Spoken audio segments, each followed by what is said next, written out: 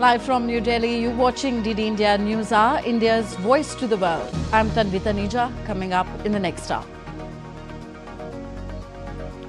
India's Prime Minister Narendra Modi to embark on a three-nation visit to Cyprus, Canada and Croatia. PM Modi to attend the G7 summit in Kanaskis, Canada. This will be his sixth consecutive participation in the summit.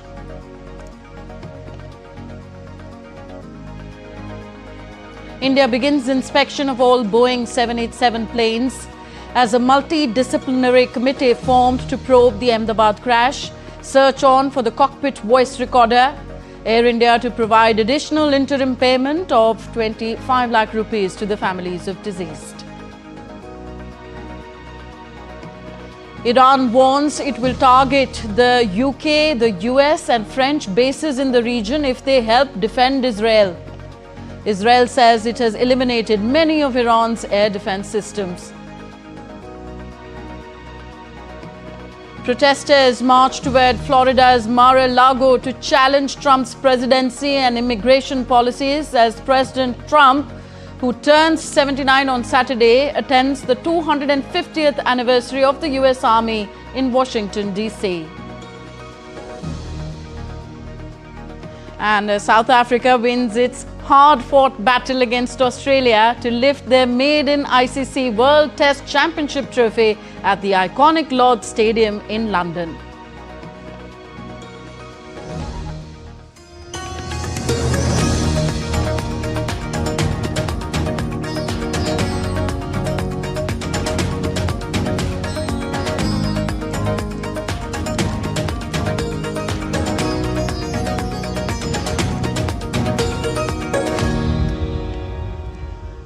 India has set up a high-level committee to probe the Air India plane crash in Ahmedabad. It has also extended surveillance into the Boeing 787 series aircraft model.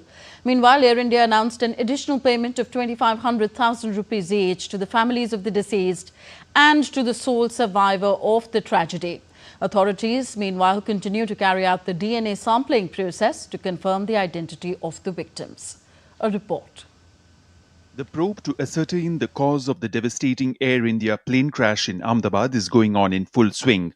In a press briefing, India's Civil Aviation Minister Ram Mohan Naidu Kinjarapu said that a high-level committee has been set up to investigate the crash. Immediately, we have constituted the committee also yesterday under the chairmanship of Home Secretary, Secretary Ministry of Civil Aviation, Additional Secretary from MHA, one representative from the state of Gujarat where the incident actually happened. The minister also highlighted that the Directorate General of Civil Aviation has ordered to conduct an extended surveillance into the Boeing 787 series aircraft model. We do have a very strict protocol, robust protocol which we follow every time. But even after, when the incident happened, we also felt that there is a need to do an extended surveillance into the Boeing 787 series. Teams from the National Security Guard, National Disaster Response Force, Indian Air Force and Central Industrial Security Force have been deployed to the crash site to inspect the wreckage of the ill-fated flight, whose black box was recovered on Friday. Authorities have also been carrying out DNA sampling to confirm the identity of the victims. Gujarat Home Minister Harsh Sanghavi also reviewed the process at the Directorate of Forensic Sciences of the Home Department. Meanwhile, Air India has announced an interim payment of 2,500,000 rupees each to the families of the deceased and to the sole survivor. This is in addition to the 10 million rupees support already announced by Tata Sons. The airline is also in the process of completing checks on its 787 Boeing fleet. At least 241 people on board were killed after a London-bound Air India flight crashed near the Ahmedabad airport on Thursday in one of India's worst aviation disasters. The plane crashed into a medical college hostel. Bureau Report, DD India. So authorities have released an important information regarding the handover of Air India plane crash victims' bodies. The government has made free ambulance arrangements to transport the deceased bodies by road to their homes. Relatives collecting the body must bring their own and the deceased's identification documents. The civil hospital will prepare a complete file of legal documents, including the post-mortem report and death certificate, and hand it over to the relatives. Air India, meanwhile, will provide assistance in transporting the body by air if needed. The hospital must be contacted in advance to coordinate the flight timings.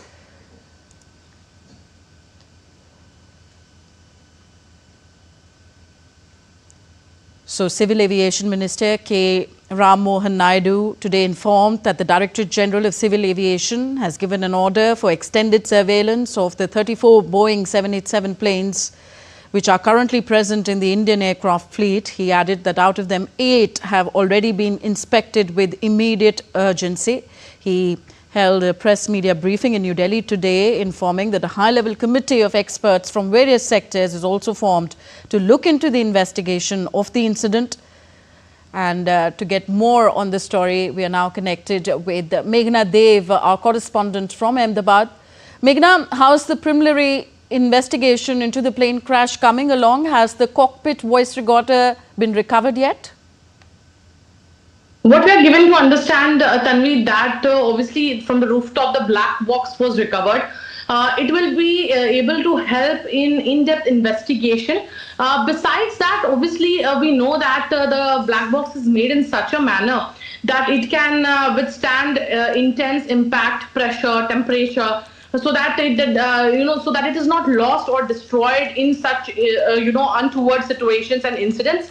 But having said that, it will be very crucial because sometimes it takes weeks to months to decode it, weeks to months to probably completely analyze it, and it is extremely crucial for the investigation in terms of what happened in the cockpit that day. What was the conversation, what were the parameters, how all of this happened. But besides that, definitely other investigation in terms of other parameters, were they checked or not, where was the loophole, or why did this happen. There are several questions which the Investigation Bureau is already continuously working on. Obviously, the government clearly has a stand that this investigation will be done on a fast-track mode.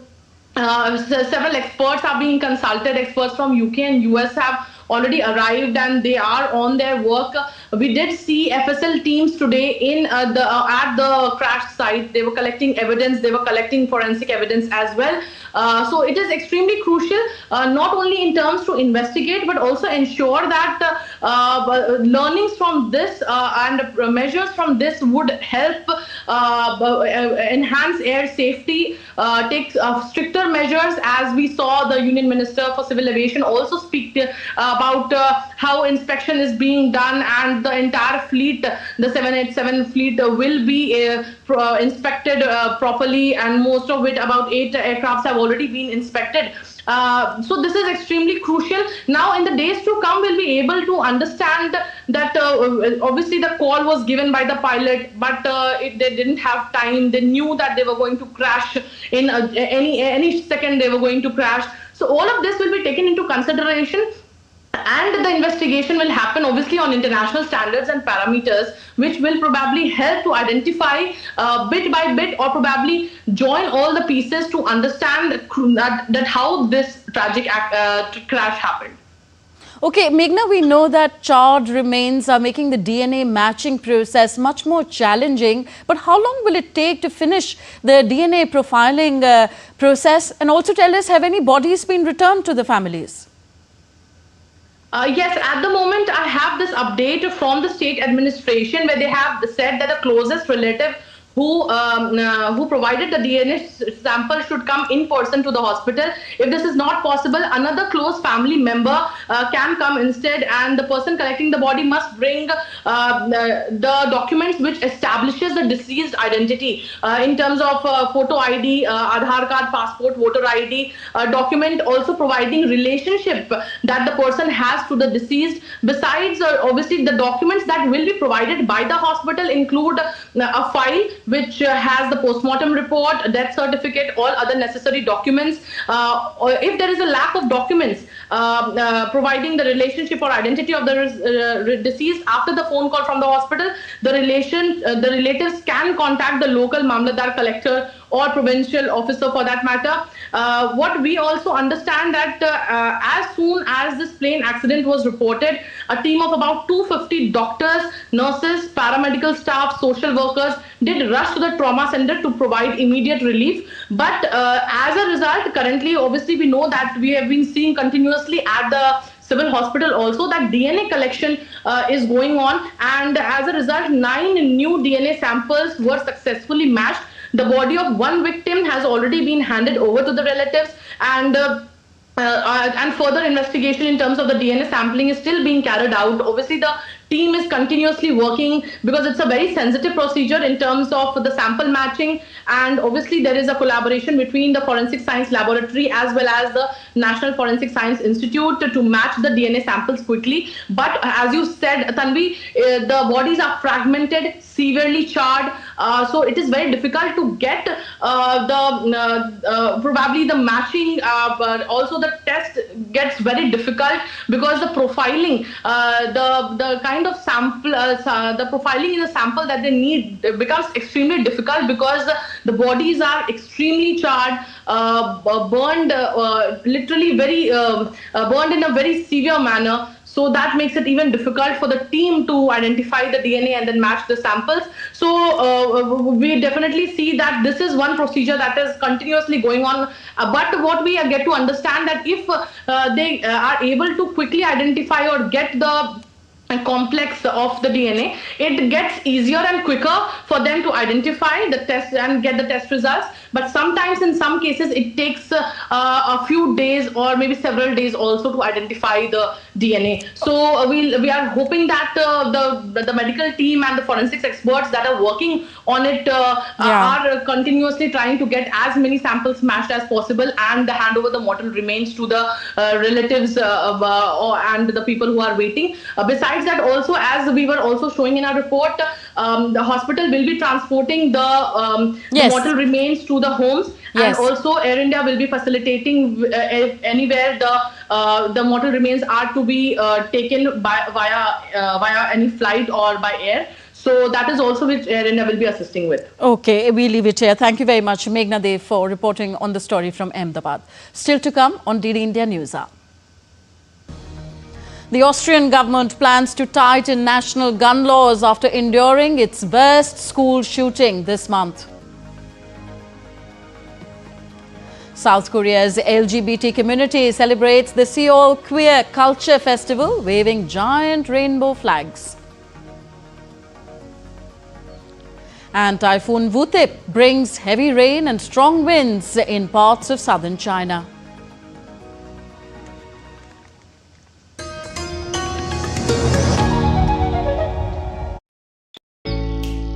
Jharkhand will mesmerize you with majestic nature, rich heritage and colorful culture. Hello. Johar. It fits perfectly. Thank you.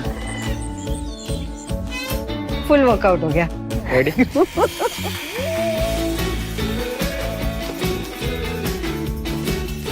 Postcards from Jharkhand on National Geographic.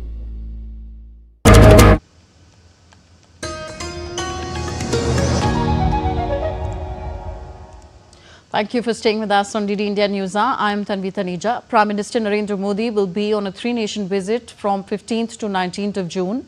According to the Ministry of External Affairs, Prime Minister Modi will pay an official visit to Cyprus on 15th and 16th June at the invitation of President of the Republic of Cyprus. This will be the first visit of an Indian Prime Minister to Cyprus in over 2 decades. In Cyprus's capital Nicosia, Prime Minister Modi will hold talks with President Christodoulidis and address business leaders in Limassol. The visit will reaffirm the shared commitment of the two countries to deepen bilateral ties and strengthen India's engagement with the Mediterranean region and the European Union. On the second leg of his visit, Prime Minister Modi will travel to Kananaskis in Canada on June 16th and 17th to participate in the G7 summit. This would be Prime Minister's 6th consecutive participation in the G7 summit. At the summit, Prime Minister will exchange views with leaders of the G7 countries, other invited outreach countries and heads of international organizations on crucial global issues, including energy security, technology and innovation, particularly the AI, energy nexus and quantum-related issues. The Indian Prime Minister will also hold several bilateral meetings on the sidelines of the summit. And in the final leg of his tour, Prime Minister Modi will undertake an official visit to Croatia on 18th of June. This will be the first ever visit by an Indian Prime Minister to Croatia, marking an important milestone in the bilateral relationship. Prime Minister Modi will hold bilateral discussions with Prime Minister Plenković and meet the President Milanović. The visit to Croatia will also underscore India's commitment to further strengthening its engagement with partners in the European Union. So, at the invitation of the President of Cyprus, Nikos Christodoulidis, Prime Minister Narendra Modi will pay an official visit to Cyprus on 15th and 16th of June. And like we told you, this will be the first visit of an Indian Prime Minister to Cyprus in over 2 decades. The visit aims to reaffirm the shared commitment of both the nations to deepen bilateral ties and strengthen India's engagement with the Mediterranean region and the European Union. A report. As part of India's deepening engagement with Europe, Prime Minister Narendra Modi will pay an official visit to Cyprus from June 15th to 16th. This will be the first leg of his three-nation visit. Later, he will travel to Canada for the G7 summit and Croatia. Prime Minister Modi's visit to Cyprus is the first by an Indian PM in over 2 decades. In capital Nicosia, Prime Minister Modi will hold talks with President Nikos Christodoulidis and also address business leaders in Limassol. The visit will reaffirm the shared commitment of the two countries to deepen bilateral ties and strengthen India's engagement with the Mediterranean region and the European Union. India and Cyprus established diplomatic ties in 1962. Bilateral relations between both the countries have been traditionally very close and friendly. India had supported the freedom struggle of Cyprus. Cyprus supported India on crucial issues, including India's election to UNSC and India-US Civil Nuclear Agreement, the NSG, and IAEA. Prime Minister Modi's visit aligns with India's efforts to deepen ties with the European Union, particularly as Cyprus is set to assume the rotating presidency of the EU Council in the first half of 2026. Cyprus and Croatia are also seen as potential partners in the India-Middle East-Europe Economic Corridor, a major infrastructure initiative launched during India's G20 summit, which aims to enhance connectivity between India, the Middle East and Europe. Prime Minister Narendra Modi's visit to Cyprus comes at a sensitive time. This is his first foreign visit after Operation Sindoor. Cyprus was one of the first countries to condemn the Pahalgam terror attack. India has always supported a peaceful resolution of the Cyprus dispute as per international law. In that sense, this visit is seen as a powerful symbol of solidarity against common geopolitical adversaries and forces. With camera person Senthil, Shubhendu Ghosh for DD India in Limassol, Cyprus. And Shubhendu Ghosh joins us from Limassol, Cyprus now. Hi, Shubhendu. Shubhendu, do we know what the talks between Prime Minister Narendra Modi and the President of Cyprus, Nikos Christodoulidis, are likely to centre around? Hello, Tanvi. Well, we have to understand first that Cyprus and India share civilizational ties, which date back to thousands of years. Historically, also, they've been close partners, India and Cyprus. And in the 21st century, there are a lot of areas where India and Cyprus converge in their priorities. Their democracies, an open, free world is the vision with which they operate. But more specifically, there are great opportunities for the economies of the two nations to work together. There's a greater emphasis on innovation in both the countries. We've seen the manner in which India's startup culture has evolved in just about a decade to become the third largest startup ecosystem. A lot of nations such as Cyprus want to engage with that startup ecosystem. Their own emphasis on innovation puts it in line with their priorities of making sure that they also get to have the best, the most comprehensive ecosystem like India. So that is one area. Renewable energy is another important area of convergence. Clean energy. Island nations, particularly vulnerable to climate change, have been looking for partners who can, in a comprehensive manner, take step towards a cleaner, greener, and a safer future for the planet. In that sense, India is an important partner for Cyprus. And what is also important to learn is that Cyprus may also be seen in many ways as a gateway to Europe. Tanvi, come 2026, next year, Cyprus is going to be the president in a rotating manner. It's going to be the president of the Council of European Union.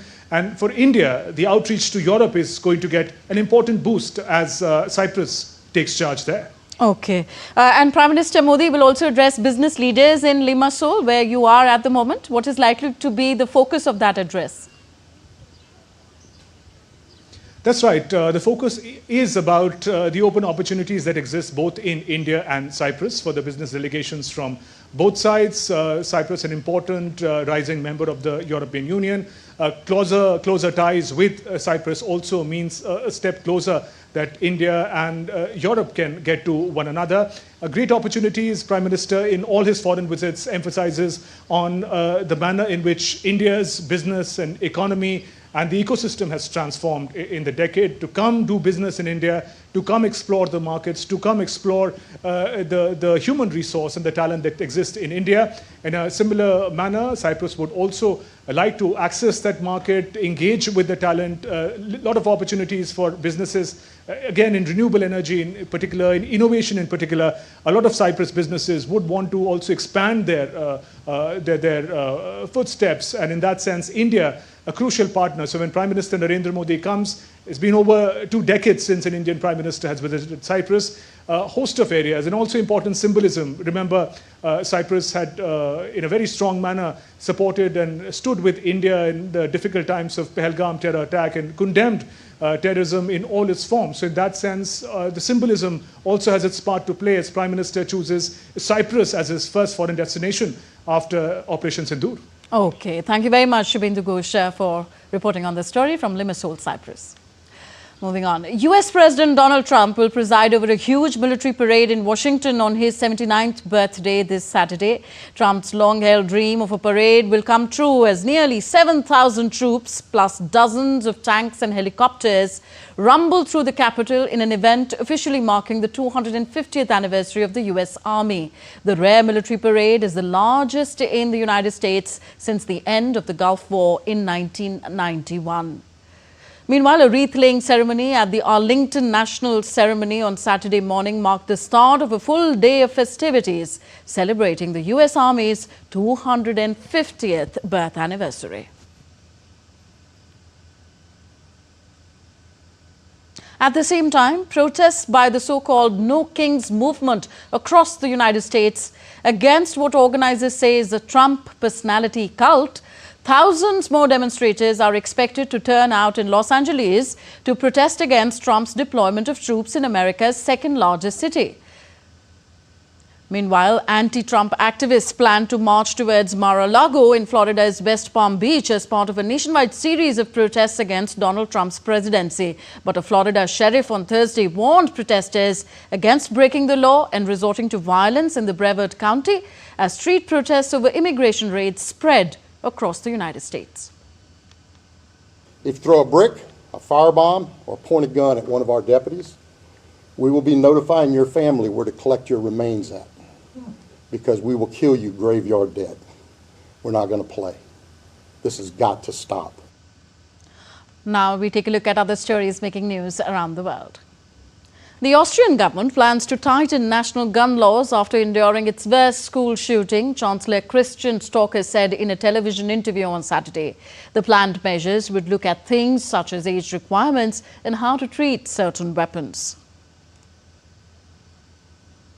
Russia's State Nuclear Corporation, Rosatom, and state-owned China National Nuclear Corporation have been tapped to lead separate consortiums to build the first nuclear power plants in Kazakhstan. The Central Asian country is one of the world's biggest uranium producers and currently relies mostly on coal-powered plants for its electricity needs. Typhoon Wutip hit the western coast of China's Guangdong province on Saturday, bringing heavy rain to the region, the country's state television reported, a day after it made landfall on nearby Henan Island. The storm would continue to move northeast, gradually weakening in intensity. Heavy and persistent rainfall is expected in Guangdong, Guangxi and other regions. Thousands of LGBT South Koreans and allies took to the streets of central Seoul on Saturday for the 26th Seoul Queer Culture Festival, waving giant rainbow flags and dancing in celebration of identity and inclusion. The annual event was held under the slogan, "We will never stop." Days after Indian astronaut Shubhanshu Shukla's Axiom 4 mission was postponed indefinitely, ISRO has announced the mission's new launch date, that is June 19th. In a recent statement, ISRO said that during a follow-on coordination meeting between them, Axiom Space and SpaceX, it was confirmed that the liquid oxygen leak observed in the Falcon 9 launch vehicle has been successfully resolved. Separately, Axiom Space informed that they are working closely with NASA to assess the pressure anomaly in the Zvezda service module on board the International Space Station. Axiom Space is now targeting June 19th, 2025 for the launch of the Axiom 4 mission. And these are the 4 astronauts going to be part of the Axiom 4 mission. They include Indian Gaganyatri Shubhanshu Shukla. Now, India's Ministry of Education has taken a major step towards realizing the goals of internationalization of education. In an event held in Mumbai, letters of intent were issued to 5 globally reputed universities from the United Kingdom, Australia, the United States and Italy. Speaking on the occasion, India's Education Minister Dharmendra Pradhan said that the country's National Education Policy 2020 envisions India as a global study destination, offering premium education at an affordable cost. The letters of intent handed over today allow the universities to establish their offshore branch campus in India.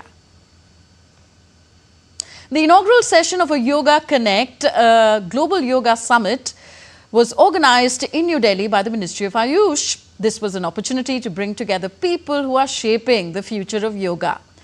Yoga gurus, policymakers, health experts, business leaders, researchers and global influencers, both from India and abroad, attended the summit. A major highlight of the summit was the release of Yoga Prabhava report, a nationwide study conducted by the Central Council for Research in Yoga and Naturopathy, assessing the impact of International Day of Yoga over the past decade. A large gathering assembled at the historic Krishna temple in Nepal's Patan Darbar, a UNESCO heritage site, for a yoga session ahead of the International Day of Yoga on June 21st. Enthusiastic participants, including children and women, elderly and the youth, followed guidance from a yoga guru during the event. The session, organized by the Embassy of India, is aimed to raise awareness on the theme Yoga for One Earth, One Health. Notable attendees included Lalitpur's Deputy Mayor, Nepali film actors Haribanshacharya and Nikhil Upreti, who joined the practice and encouraged people to embrace yoga in their daily lives. Tensions simmer in West Asia after Israel's recent airstrikes on Iran. Tehran hit back with a barrage of missiles in return. As both sides trade threats, global fears of a wider war escalate. Meanwhile, Iranians are divided on whether Oman nuclear talks with the US should go ahead or not. Nonetheless, Iran has been backed into a corner with limited options. DD India's Abhishek Bose reports.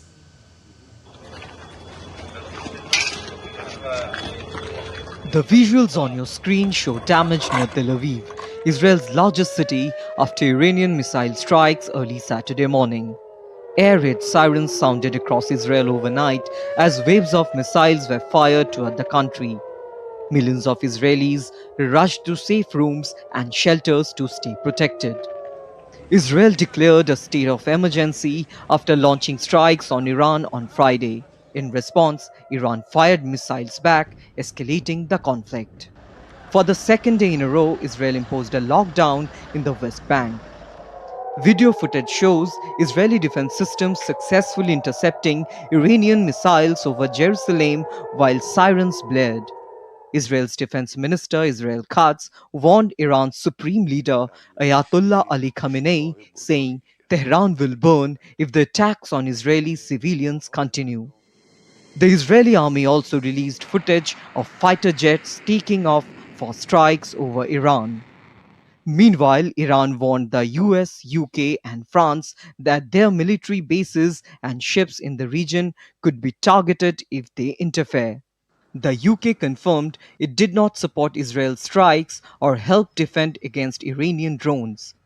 Israel says it has destroyed many of Iran's air defense systems. The path to Tehran has been paved. We struck more than 40 targets across Tehran, missiles and advanced air defense systems alongside additional control and launch infrastructure. Our Air Force aircraft flew for about 2.5 hours over Tehran's skies. Dozens of these aircraft operate freely over Tehran thanks to our initial blows, which eliminated many of Iran's air defense system. This Friday, Israel launched its largest air offensive against Iran, aiming to stop the country from developing nuclear weapons. The strikes targeted Iran's nuclear sites and military bases. High-ranking Iranian commanders and top nuclear scientists were killed. Israel sees Iran's nuclear program as a direct threat and says these strikes aim to stop Iran from making a nuclear bomb. Iran denies it's working on nuclear weapons and says its uranium enrichment is peaceful. Talks between Iran and the United States to resolve the nuclear issue have stalled this year.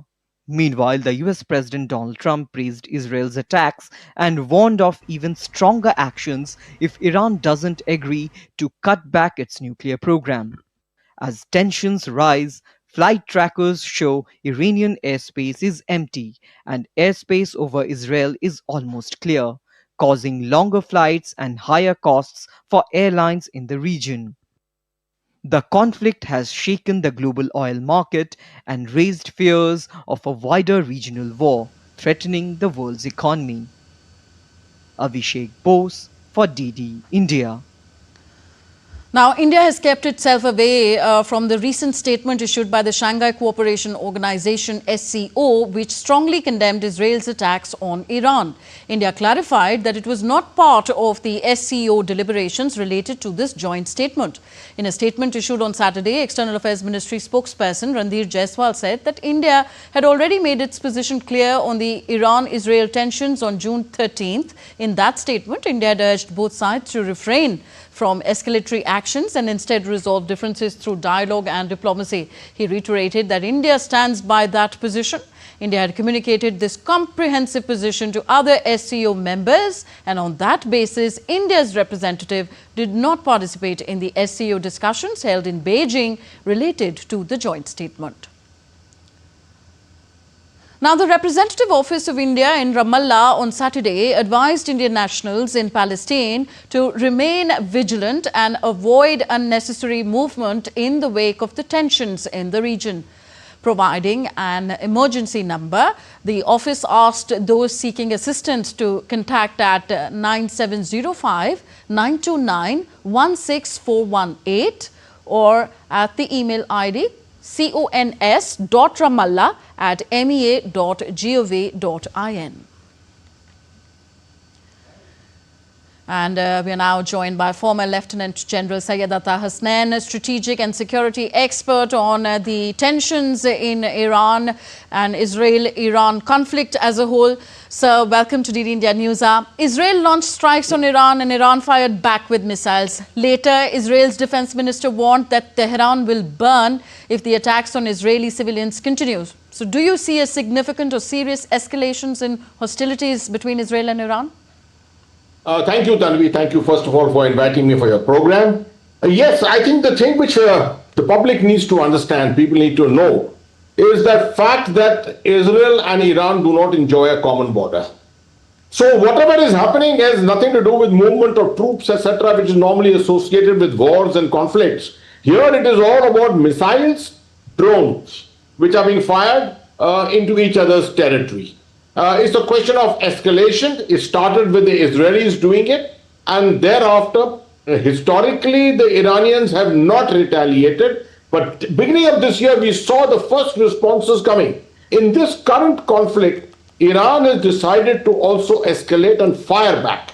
And reportedly so far, they have been able to impose a little bit of damage in Tel Aviv and some other urban centers in Israel, although Israel claims that it has been able to do much more inside Tehran. So I do see that we are at a very crucial juncture at this moment.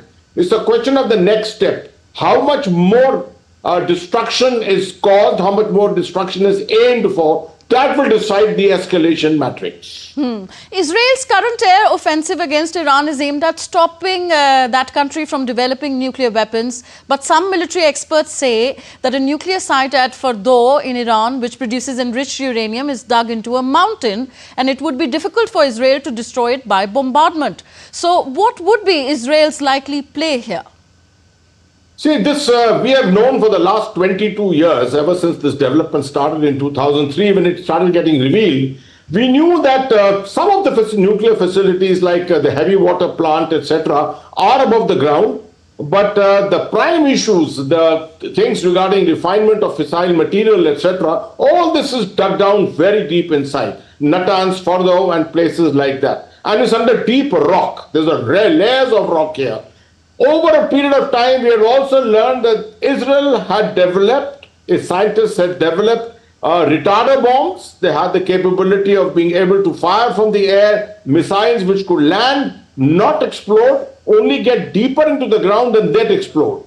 This may have been tried out this time, tested, but so far damage assessment does not appear to show any major success. We will come to know as we go along by and by whether any success has been achieved. But so far what seems to be on the cards is that the Israelis have been able to destroy some of the facilities, overground facilities, but the underground ones are yet being assessed.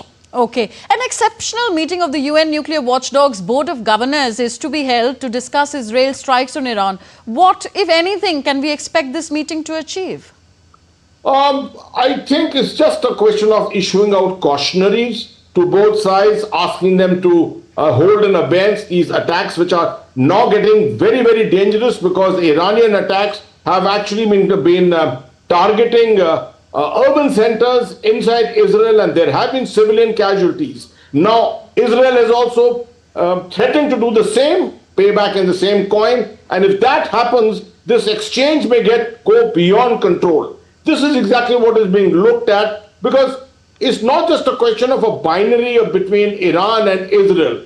An escalation here can cause a major amount of tension all along the Middle East. We are aware of the kind of conflicts which exist in the Middle East. Some of them staying in the hands of proxies, which mercifully at the moment are comparatively weaker.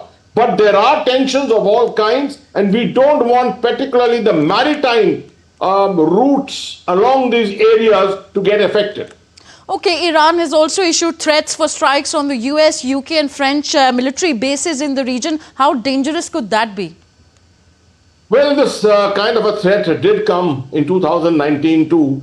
If you remember, after the killing of General Soleimani, Iran is known to make these threats and follow them up with some kind of a symbolic gesture of maybe firing an odd missile, which is not really effective in its impact at the target area. So this is more for symbolism than anything else. Okay. US President Donald Trump has praised Israel's attacks and warned of even stronger actions if Iran doesn't agree to cut back its nuclear program. Do you see Iran cutting back its nuclear program?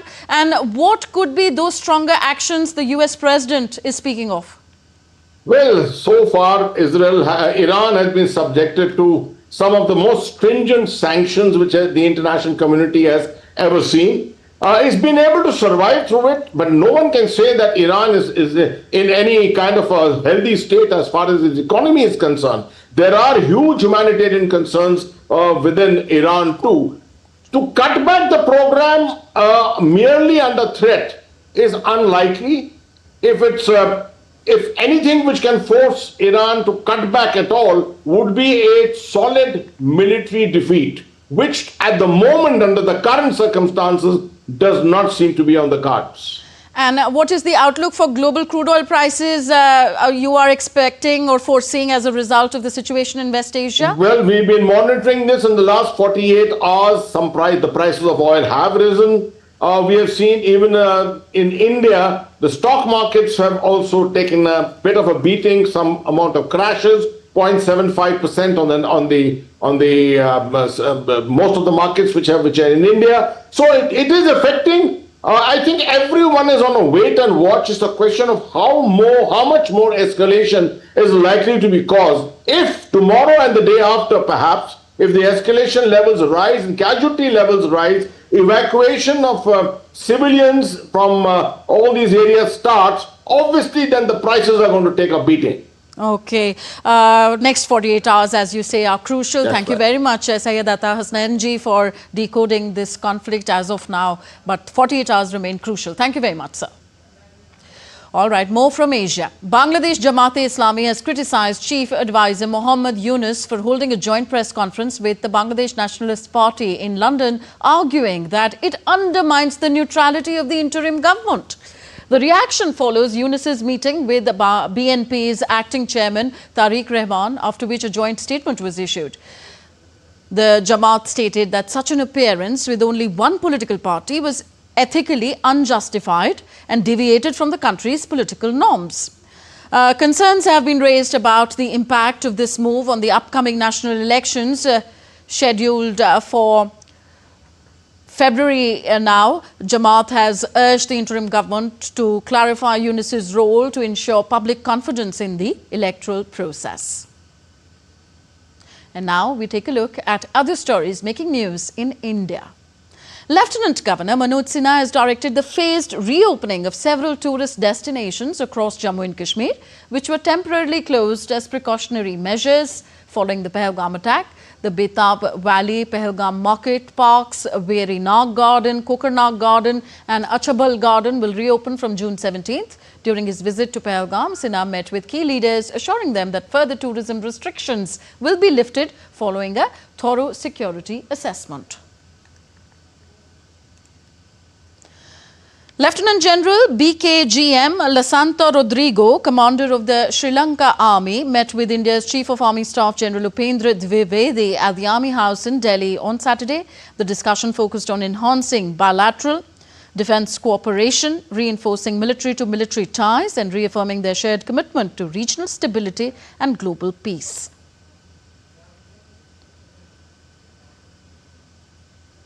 The Indian Coast Guard has successfully extinguished the fire on board MV Vanhai 503 and it continues boundary cooling operations. In a challenging rescue effort, an ICG helicopter lowered salvors to connect the first tow to an ICG ship, securing initial control of the vessel.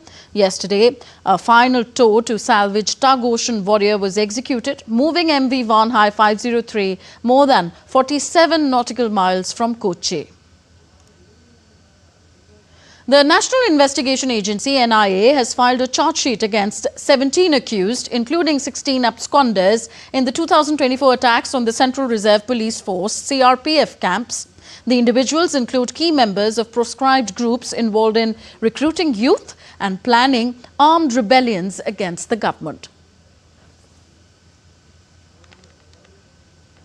You're watching DD India Newshour, still to come on the show. UK's King Charles honours Ahmedabad air crash victims at Trooping the Colour Parade as the royals attend King's birthday parade in London. Former England football captain David Beckham knighted for his services to sport and charity. And a historic first for India's mixed disability cricket team as they were given a grand send-off ahead of their debut T20 international series against England.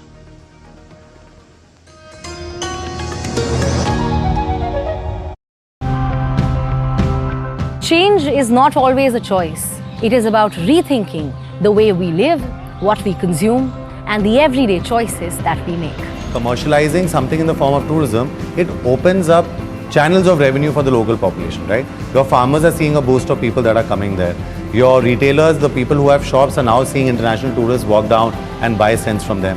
We have been working together to build a model of involving the youth and the children of the village in the restoration efforts in a way that they may find culturally relevant. It needs big actions. It needs things like the deposit returns. It needs bans on certain single-use plastic items. If we all join hands and embrace organic farming, only then can we ensure a healthier future for the next generation.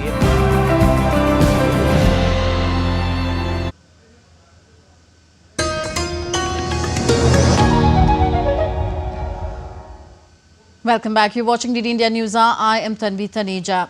Next, tragic news coming from the United States. A gunman shot two Democratic state lawmakers in Minnesota early Saturday, killing one and her husband and wounding the other in what the northern US state's governor said were politically motivated attacks. The shootings came at a moment of deep political divisions in the United States as thousands are prepared to take to the streets in protest at the policies of Republican President Donald Trump. As per officials, a massive manhunt is underway for the suspected assailant. US President Donald Trump and Attorney General Pam Bondi have also decried what they called this horrific violence. My good friend and colleague, Speaker Melissa Hortman, and her husband Mark were shot and killed early this morning in what appears to be a politically motivated assassination.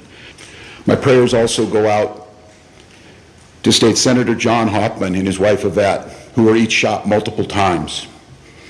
The Hoffmans are out of surgery at this time and receiving care, and we are cautiously optimistic they will survive this assassination attempt.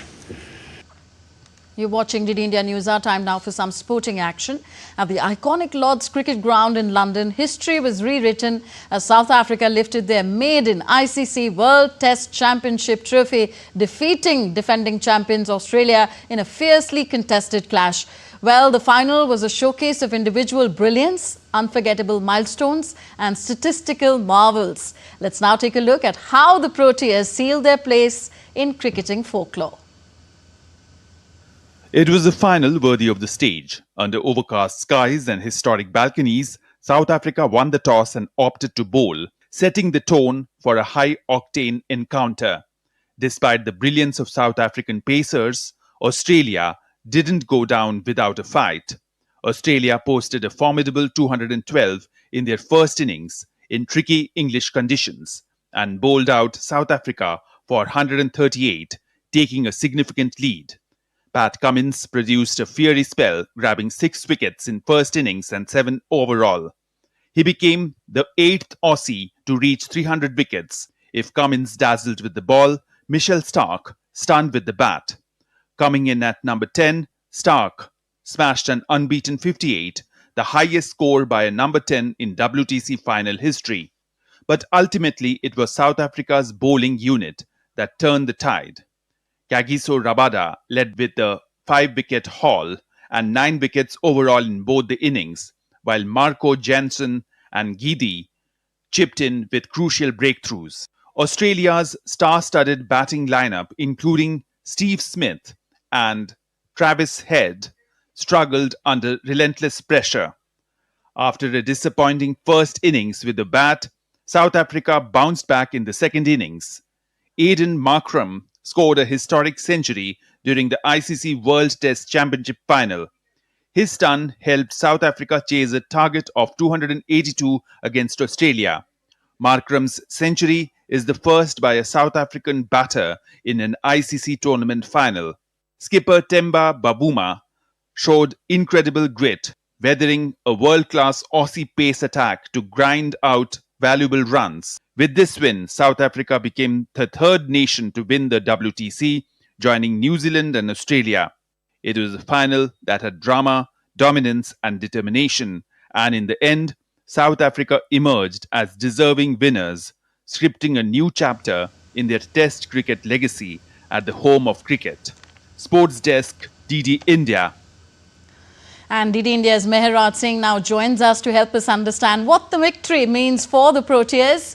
Meher, Temba Bavuma and South Africa have buried the ghosts of their past of carrying their chokers tag with the WTC glory now. Yeah, definitely. They have buried that tag of chokers and also winning a trophy, ICC trophy after 27 years.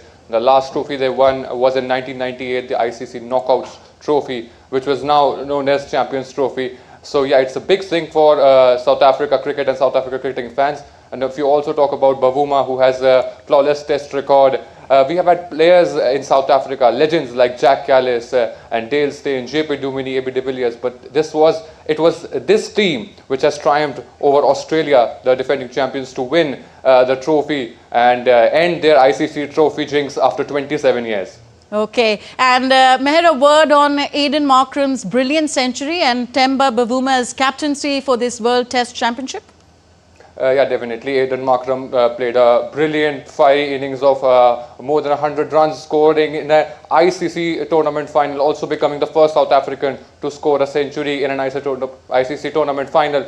And also talking about Bavuma, if we can talk about Bavuma, he was a victim of racism. He was teased for his height. His place in the team was questioned. But to bury all of that and to win an ICC trophy, it tells you about the power of sport, that how it gives you a stage and how it gives you a platform to rewrite history and make your nation proud and shine on the global stage. Yes, it's really fitting for Temba Bavuma, South Africa's first black captain, to seal a victory of such sorts after a 27-year wait. Thank you very much, Meher Singh, for decoding this story for us. Thank you. All right, the Board of Control for Cricket in India convened its 28th Apex Council meeting on Saturday. The Apex Council expressed its profound grief over the tragic incidents in Ahmedabad and Bengaluru, which led to the unfortunate loss of innocent lives. In light of the incident that occurred during the victory celebrations in Bengaluru, the Apex Council has decided to constitute a committee to formulate comprehensive guidelines aimed at preventing such occurrences in the future. The committee will comprise of Devajit Saikia, Prabtej Singh Bhatia and Rajiv Shukla. India's first mixed disability cricket team was given a grand send-off by Differently Abled Cricket Council and Swayam India ahead of their T20 International Series against England. Founder chairperson of Swayam, Minu Jindal, and former Indian cricketer and 1983 World Cup winning team member Madan Lal, along with many distinguished guests, attended the event. The 7-match mixed disability T20 series begins on June 21st in Taunton. This series marks the first time an Indian mixed disability team will tour England. The team will also play at the iconic Lord's Cricket Ground. This series is a historic first, marking the debut of a pan-disability Indian cricket team on the international stage. The squad brings together athletes from diverse disability backgrounds, consisting of players with physical, hearing, intellectual disabilities, unified under one banner to represent the tricolour. It's very important in today's world to talk about inclusivity, and this is the step towards inclusivity that we are talking about. And I believe not only does this cricket have a very financial positivity around it, it will also bring a lot of positivity for the viewers, because when they see people with immense amount of challenges conquering those challenges and going ahead with life, it'll help us understand to stop cribbing about the things we don't have. Because there are people who don't have any much more things than us, but they will achieve something which is phenomenal, and that is to play cricket at Lord's. एक बहुत बड़ा initiative है, क्योंकि mix disability में 3 type के disability है, intellectual disability, physical disability और deaf and mute. ऐसे तीनों डिसेबिलिटी का कॉम्बिनेशन बन के ये इंडिया टीम बनाई गई है, और बहुत बड़ा मौका है क्योंकि ये फर्स्ट टाइम हो रहा है, तो इसके लिए हम बहुत प्राउड फील कर रहे हैं। ओनली हम नहीं, हर हिंदुस्तानी को अपनी आर्म फोर्स पे गर्व है, और जो उन्होंने हमारे लिए किया है और जो हमारे लिए करते हैं उसके लिए मतलब मुझे लगता नहीं है कि हम किस तरह धन्यवाद दे सकते हैं, लेकिन एक टोकन ऑफ लव या एक हमारी तरफ से एक उनको आभार है उनके इस कार्य के लिए। Former England football captain David Beckham was knighted for his services to sport and charity, with the Who singer Roger Daltrey and actor Gary Oldman also receiving the honour. Beckham played 115 times for England as well as for some of the world's most high-profile clubs, including Manchester United and Real Madrid. He will now be known as Sir, and his wife Victoria, a former member of the Spice Girls pop group, will be known as Lady Beckham. The 50-year-old, who has long been in the running for a knighthood, was appointed an officer of the Order of the British Empire in 2003. Victoria later received the same award for services to the fashion industry. And Britain's royal family attended the King's birthday parade in London on Saturday, an annual military parade to mark the official birthday of the British monarch. Over 1,400 parading soldiers, 200 horses and 400 musicians come together each June in a display of military precision to mark the sovereign's official birthday. At the event, King Charles and other senior royals wore black armbands at the trooping the colour military parade as a mark of respect for the victims of the Air India plane crash in Ahmedabad. A minute's silence was also held to honour the lives lost, the grieving families and all communities affected by this tragic crash.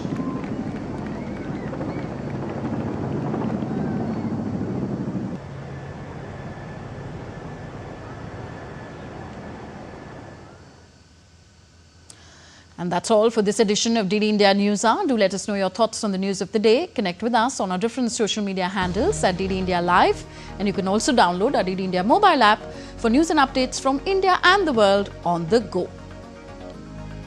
We'll be back with more news as it breaks here on DD India. I'm Tanvi Taneja. From all of us here in New Delhi, thank you for joining us. Namaskar.